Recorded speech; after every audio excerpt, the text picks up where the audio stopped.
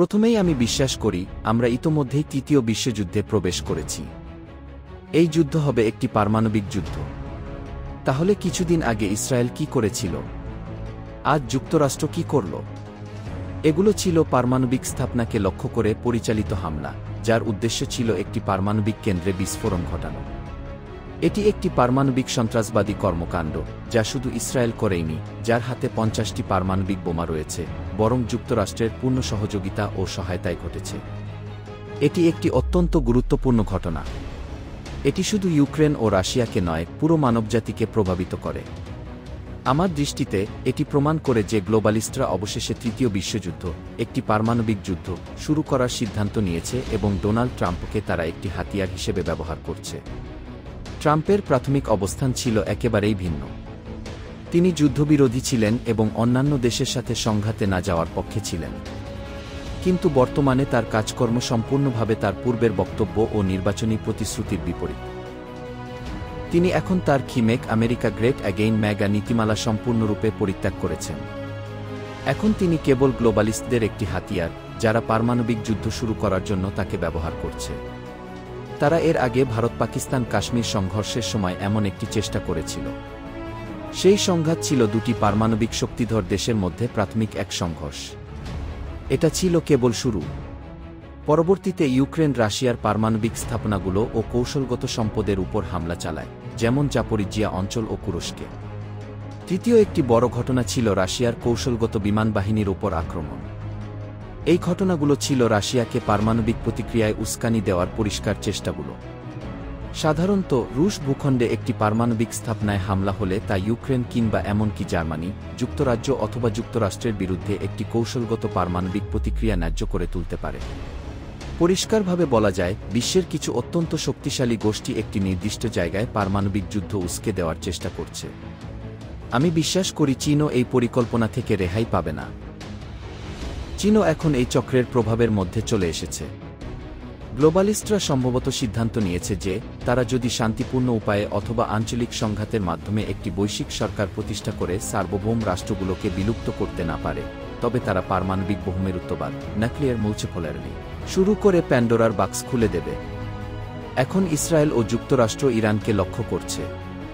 এর জবাবে পাকিস্তান ঘোষণা দিয়েছে, যদি ইসরায়েল ইরানের উপর পারমাণবিক অস্ত্র ব্যবহার করে, তাহলে তারা ইসরায়েলকে বোমা মেরে উড়িয়ে দেবে। আমরা পশ্চিমাদের প্রতিনিধি ইউক্রেনের ক্রমাগত আক্রমণের শিকার, যারা আমাদের পারমাণবিক প্রতিক্রিয়ায় প্ররোচিত করতে চায়, হোক সেটা ইউক্রেনীয়দের বিরুদ্ধে বা ইউরোপীয়দের বিরুদ্ধে। কোনো দেশই নিরাপদ নয়।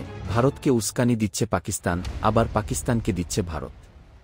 স্পষ্টত গ্লোবালিস্টদের উদ্দেশ্য তৃতীয় বিশ্বযুদ্ধ শুরু করা, পারমাণবিক অস্ত্র ব্যবহারের মাধ্যমে। তাদের লক্ষ্য হল বৈশ্বিক কর্তৃত্ব, যা তারা অর্জন করতে পারবে না যতক্ষণ চীন, রাশিয়া ও ক্রমবর্ধমান ইসলামী বিশ্বের মতো স্বাধীন শক্তিগুলো বিদ্যমান থাকে। এই সমস্ত শক্তি গ্লোবালিস্ট এজেন্ডা প্রত্যাখ্যান করে।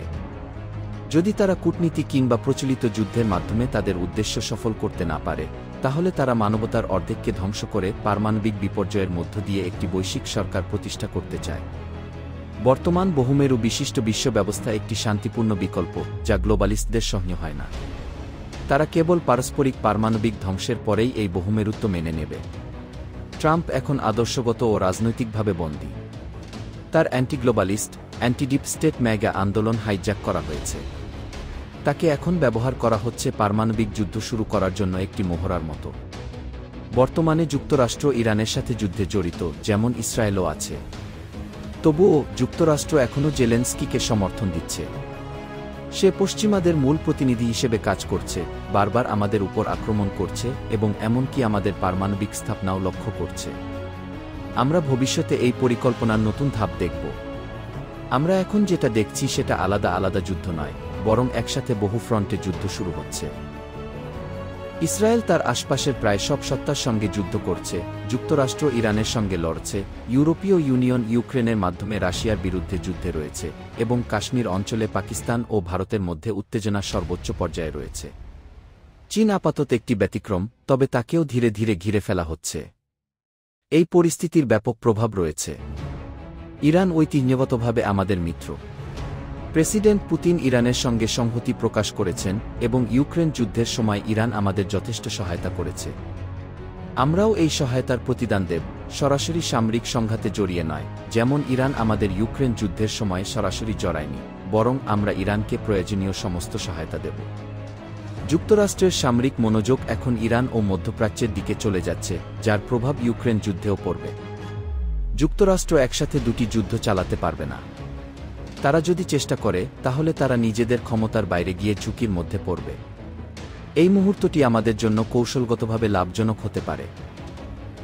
কিন্তু যদি আমরা দ্বিধায় ভুগি, যদি আমরা যুক্তরাষ্ট্রকে উস্কে দেওয়া নিয়ে অতিরিক্ত সাবধান হই, তাহলে এই সুযোগ হাতছাড়া হয়ে যেতে পারে। আধুনিক যুদ্ধের সময় গতি ও উদ্যোগ অত্যন্ত গুরুত্বপূর্ণ। যদি আমরা এখনই দুইভাবে পদক্ষেপ না নেই, তাহলে আমরা এই কৌশলগত সুযোগ হারাব। আমাদের রুশ সামরিক চিন্তার ধীরগতি পরিত্যাগ করতে হবে।